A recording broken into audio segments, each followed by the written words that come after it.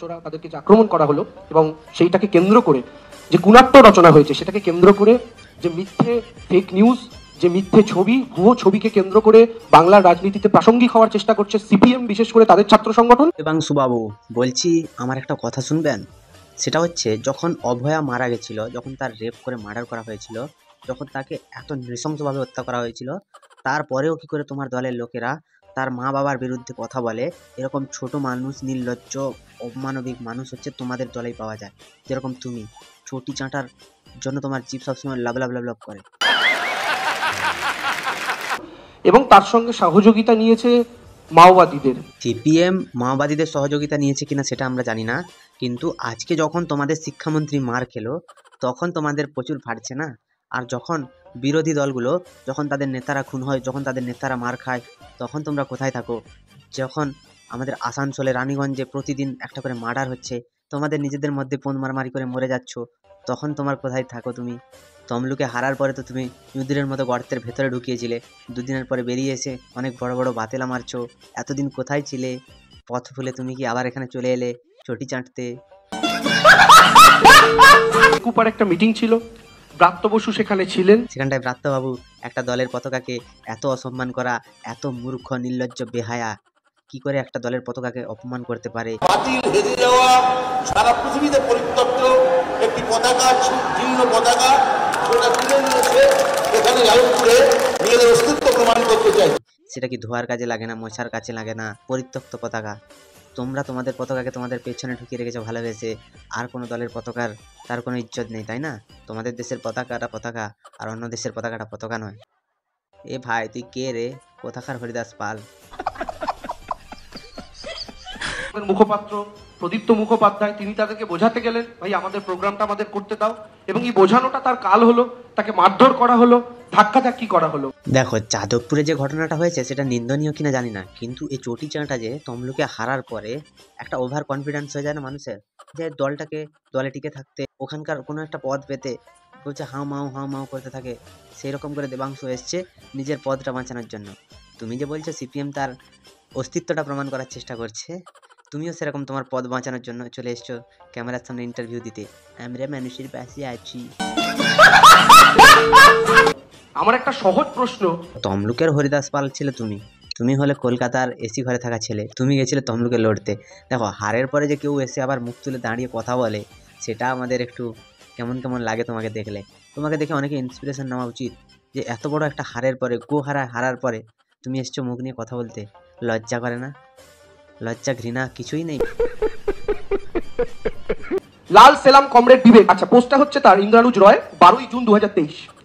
সে বলছে লাল সেলাম কমরেড বিবেক, লাল সেলাম কমরেড কমলা, লাল সেলাম কমরেড যোগী, মার্ক্সবাদ, লেনিনবাদ, মাওবাদ দীর্ঘজীবী হোক। অপারেশন সমাধান প্রহারের নামে ভারতের জনগণের ওপর গৃহযুদ্ধ চালানো ভারত রাষ্ট্র ধ্বংস হোক। লাস্ট, মাওবাদ দীর্ঘজীবী হোক। দেখ ভাই দেবাংশু, তোকে এবার একটা কথা বলি। তো যখন এই বক্তব্যটা তুই চালালি, আমারও একটা বক্তব্যের কথা মনে পড়েছে, যে যদি মমতা ব্যানার্জি দলের গদ্দারদের আবার ফেরত নেয়, তাহলে আমি দেবাংশু ভট্টাচার্য, আমি মমতা ব্যানার্জির ঘরে দরজার বাইরে শুয়ে থাকবো, কাউকে ঢুকতে দেবো না। কিন্তু দেখ, মমতা ব্যানার্জি সবাইকে নিয়েছে, শুধু তোকে লাথি মেরে ফেলে দিয়েছে। দেখ, বলির পাঁঠা করার জন্য তো কাউকে একটা খুঁজছিল ওরা, তো পেয়েছে তোকে দাঁড় করে দিয়েছে সেখানটায়। কোথায় বলতো? তমলুকে, যেখানে তুই হেরেছিলি।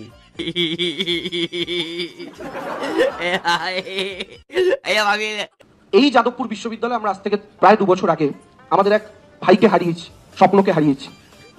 এই যাদবপুরে যে ঘটনাগুলো ঘটেছে, সেই ঘটনাগুলোর জন্য আমাদের প্রত্যেককে, ইনক্লুডিং আপনাদের সংবাদ মাধ্যমকে, নির্ভর করতে হচ্ছে সেখান থেকে যে টুকরো টুকরো ভিডিও উঠে এসছে তার উপর। আজকে যে কারণে তৃণমূল কংগ্রেসের দাবি ছিল যাদবপুরের ভেতরে সিসিটিভি বসানো নিয়ে, আজকে যদি যাদবপুরের ভেতরে সিসিটিভি কভার থাকতো, তাহলে সত্যি সত্যি কি ঘটনা ঘটেছে, কার গাড়ি কাকে চাপা দিয়েছে, কারা প্রথম আক্রমণ করেছে, কারা কাদের মাথা ফাটাতে গেছিল, কারা গাড়ির কাঁচ ভেঙেছিল, কারা তৃণমূল ছাত্র পরিষদকে মেরেছিল, না তৃণমূল ছাত্র পরিষদের কেউ তাদেরকে মেরেছিল, গোটা ব্যাপারটা দুধ কা দুধ পানি কা পানি হয়ে যেত। তুমি যেটা বললে সেটাও ঠিক আছে, কিন্তু আমি যেটা বলতে চাইছি, যে আরজি করের যে দেওয়াল ভাঙার ঘটনাটা, যেখানটায় এভিডেন্সগুলো ছিল, তার সাইডে যে দেওয়াল ভাঙার ঘটনাটা, সেই ঘটনার পেছনে তাহলে কার হাত আছে? তুমি যখন বলছো ইন্দ্রানুজ দৌড়ে দৌড়ে গিয়ে গাড়ির তলার পড়ে গেছে, তো আর দেওয়ালটা কি এমনি এমনি পড়ে গেছিল? দেওয়ালটাও নিশ্চয়ই ভাঙা হয়েছে। সে কার স্বীকার করতে শেখো। তোমাদের যে সিপি আছে তাকে অ্যারেস্ট করাও না। সেই তো সব খেলা খেলছে, কত টাকা খেয়েছে অপরাধীর কাছ থেকে তার নেই ঠিক। যারা একটা সরকারি হসপিটাল সেখানটায় ক্যামেরা লাগাতে পারে না, যারা একটা সরকারি হসপিটালের সুরক্ষা দিতে পারে না, যারা একটা সরকারি হসপিটালে একটা ডাক্তার খুন হওয়ার পরে প্রমাণ লেপাটের চেষ্টা করে, তারা যাচ্ছে যাদবপুরে ক্যামেরা লাগাতে। আরে আগে ঘরটা ঠিক কর, তারপরে পর দেখবি। ছুঁচ বলে চালুনকে তোর পদে কেন ছাঁদা? তাহলে নিজের ঘরে আগে ক্যামেরা লাগা। যেখানটায় চিকিৎসা হতে যাচ্ছিস, যেখানটায় যে ডাক্তারটা মারা গেছে, কয়েক লক্ষ মানুষকে সে ভালো করে তুলতো। আর তোদের মতো নেতারা হচ্ছে কিছু জনের পয়সা মেরে মোটামুটি সারা জীবনটা আয়েসে কাটিয়ে দিয়ে তারপর মরে যাবি। কিন্তু সেই যে মানুষটা মারা গেছে না, কয়েকটা লক্ষ লোককে বাঁচিয়ে যেত। ব্যাপারটা বুঝতে শেখ। গায়ে একটু মানুষের রক্ত আন, কতদিন আর শুয়োরের রক্ত বয়ে বয়ে বেড়াবি? কিন্তু 2 বছর হয়ে গেল এই ঘটনা ঘটার পরেও। দেখো কোথায় কি হয়েছে আমি জানি না, কিন্তু সত্যি একটা কথা বলছি মন থেকে, যে আরজি কর মেডিকেল কলেজের যে কেসটা হলো, সেই কেসটা নিয়ে আমরা তো কেউ স্যাটিসফাই নই। তো সেই কেসটা যে হয়ে গেছে সেটা নিয়ে আর তৃণমূলের নেতাদের মুখে কোনো ভাষা নেই। তৃণমূলের নেতারা বলছে সঞ্জয় রায় করেছে। সঞ্জয় রায় তার হাড়গোড় ভেঙেছে। সঞ্জয় রায় হচ্ছে শক্তিমান, মদ খেয়ে তার গায়ে এত শক্তি চলে এলো যে একটা মেয়ের সে পেলভিক বোন ভেঙে দিল। ভাবার বিষয় আছে। সঞ্জয় রায় এতটাই শক্তিমান যে মাত্র 6 সেকেন্ডের ভেতরে 500 মিটার পাড়ি দিয়ে দিল। পুরো পাংখা লাগানো আছে। আমাদের দিদি যেরকম পাংখা লাগিয়ে ঘুরে বেড়ায় তেমনই। দিদির জন্ম তো 1947 সালের আগে থেকে হয়ে গেছে না। যাদবপুরের একাংশ তারা কেন এখনো এই সিসিটিভি বসানোর বিরুদ্ধে, সেটা আজকের দিনে দাঁড়িয়ে প্রমাণ হয়ে যাচ্ছে যে ওটা তারা কয়েকজন মিলে একটা মুক্তাঞ্চল করে রেখেছে। সেই মুক্তাঞ্চলে তাদের আলাদা সংবিধান, আলাদা নিয়ম, আলাদা কানুন, সেখানে তারা যা খুশিটাই করতে পারেন। তো বন্ধুরা, যারা একটা হসপিটালে নিরাপত্তা দিতে পারে না, তারা গেছে ইউনিভার্সিটির ভিতরে নিরাপত্তা খুঁজতে। আরে মাওবাদী যদি বেড়ে থাকে তো দোষ তো তোদের। তোদের পুলিশের কাছে কোনো ইনফরমেশন নেই, তোদের সিভিক দিয়ে দেশ মানে রাজ্য চালাচ্ছিস। তাহলে ভাব কি করে কি হবে। আগে আইনি ব্যবস্থাটাকে ঠিক করো, তারপরে তুমি যাবে কলেজের ভেতরে, ইউনিভার্সিটির ভেতরে।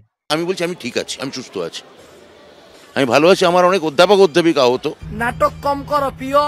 তো বন্ধুরা, তোমরা যদি একমত হও তাহলে ভিডিওটা লাইক, কমেন্ট, শেয়ার এবং সাবস্ক্রাইব করে দিও। পাশে থাকা বেল আইকনটা প্রেস করতে একদম ভুলবে না। তবে ভালো থেকো, সুস্থ থেকো, সাবধানে থেকো। দেখতে থাকো বাংলার কোণে ঘর।